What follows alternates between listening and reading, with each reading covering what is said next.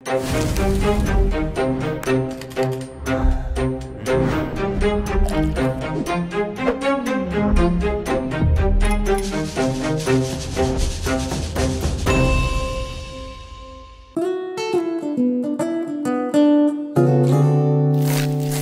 mais il est content de retrouver Azote.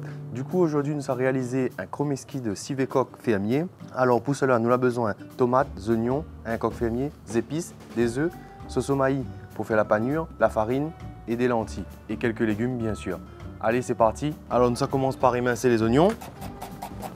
Et du coup, là, préalablement, on a fait chauffer la marmite pour qu'il commence à colorer le bon morceau de volaille. Alors là, ça commence à rissoler notre morceau de viande bien coloré. Généreusement, au fond de la marmite, on vient mettre de l'huile et faire colorer.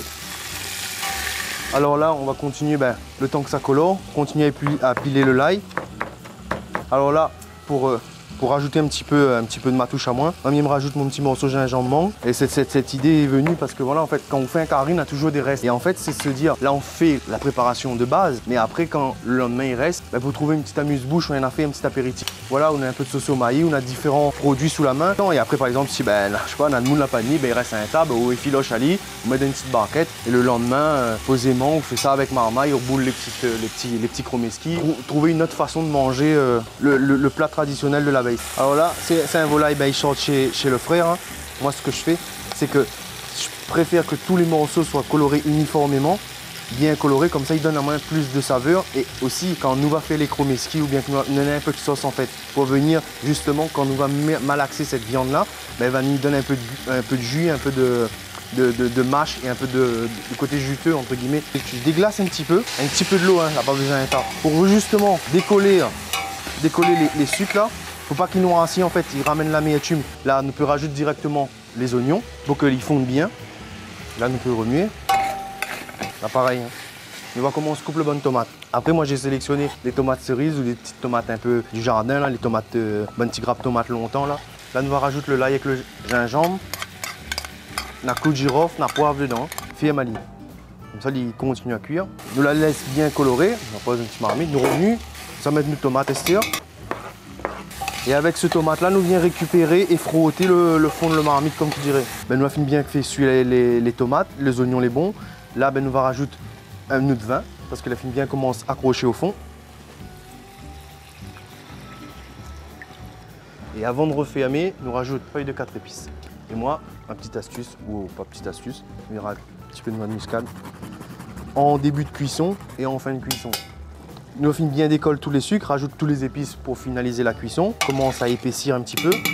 Pour la cuisson, vu que c'est un volaille fermier, on rajoute un petit peu de l'eau, à hauteur de préférence.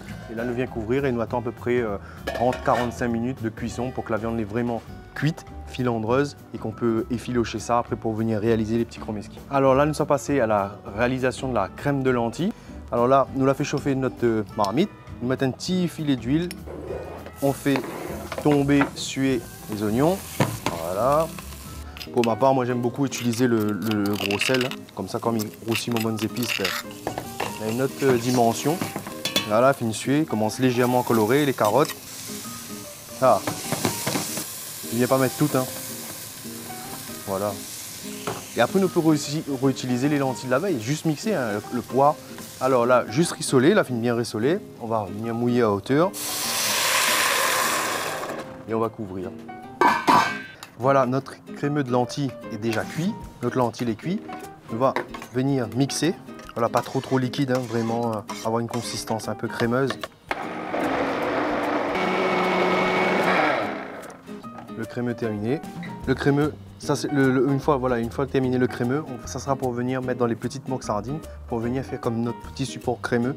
Du coup là, les fines cuits, là nous va débarrasser à lit pour justement gagner mettre à lit au réfrigérateur et pour gagner effilocher plus facilement. On l'a passé un petit peu au réfrigérateur pour pouvoir l'effilocher correctement.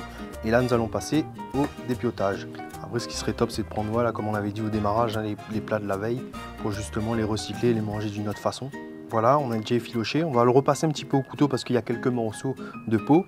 Petit appareil. Je viens mettre un petit peu d'oignon vert dedans. Voilà, une fois que notre appareil est terminé, réaliser des petites boules comme ça, à peu près de 40 à 50 grammes, pour que ça soit trop énorme non plus. Voilà. Et là, une fois débarrassé, direction au surgélateur. Une fois que nos boulettes réalisées, refroidies, on va légèrement les faire passer dans la farine. Ça s'appelle pané à l'anglaise. Après, la particularité, c'est soit avec de la chapelure blanche ou soit de la chapelure chinoise, japonaise. Normalement, on l'a fait avec sosomaï. Là, on arrose comme ça, délicatement. Et après, on vient les mettre dans cette petite chapelure. Chapelure de sosomaï, bien sûr. Et on va venir les faire en 2 fois, dans la chapelure, dans l'œuf et la chapelure. Et là, on va refaire encore une fois, une dernière fois. Soit vraiment enrobé. Et après, on vient les façonner comme ça. On va faire insister un petit peu plus pour que toutes les faces soient colorées. Une huile bien chaude. Et là, on vient délicatement faire revenir les chromeski. Juste donner le côté brillant. Aller-retour parce que l'huile, elle est vachement chaude. Une fois terminé, on va passer au dressage. Alors, le petit crémeux de lentilles, on va venir mettre délicatement au fond de la petite moque sardine pour amener le côté crémeux. Et après, si on est gourmand, on en met 2. Et là, on va en mettre juste un pour la présentation. Voilà. Et après, regardez, à l'intérieur, l'huile est chaude.